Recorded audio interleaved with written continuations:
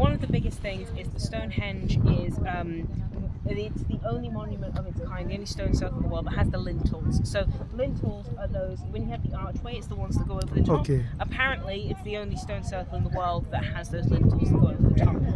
It dates out about 5,000 years. The first development was about 3,000 BC. About 2,500 BC is when we think we got all the stones in order there. Now, what else? Yeah, so one of the most impressive parts of Stonehenge is all the stones come from different parts of the UK, right? So we have the Sarsens, the really big ones. They are from about 24 miles away in the Marlborough Downs. We think that they were probably transported during the winter on big sledges coming across ice. Now, there's also the blue stones, so you can't really see it from here, but there's some little stones. I call them little, they're about 6 foot tall at the tallest, but they are the smaller stones there were. They're from about 150 miles away in southwest Wales, and they were brought probably via sea routes, so down rivers in the Preseli Hills where they were found, and then brought around that Welsh coastline and up the River Avon, which goes through Amesbury, just over there, and then they could have taken them off boats and brought them up here. And the most impressive one is the altar stone, which unfortunately you can't really see anymore because of the back sort of archway has fallen down on top of it, but that one has recently been chemically tested as coming from the northwest coast of Scotland, so about 600 miles away, and has been brought down all the way, probably a mix of like different routes.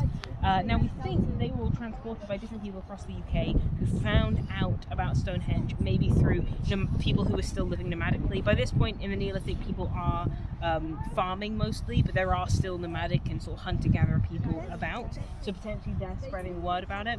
But also things like the summer solstice, winter solstice alignment, which is the most famous part of Stonehenge.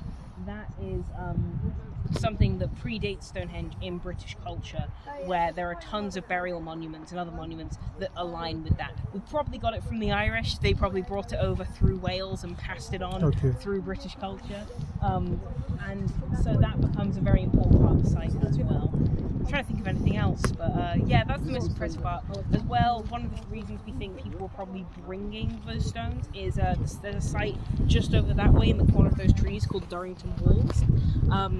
That site is a big sort of Neolithic village. I think about 1,000 people could have lived there. I believe, I might be wrong there, but essentially it's where we think people were living when they were building the stones and Stonehenge as it were.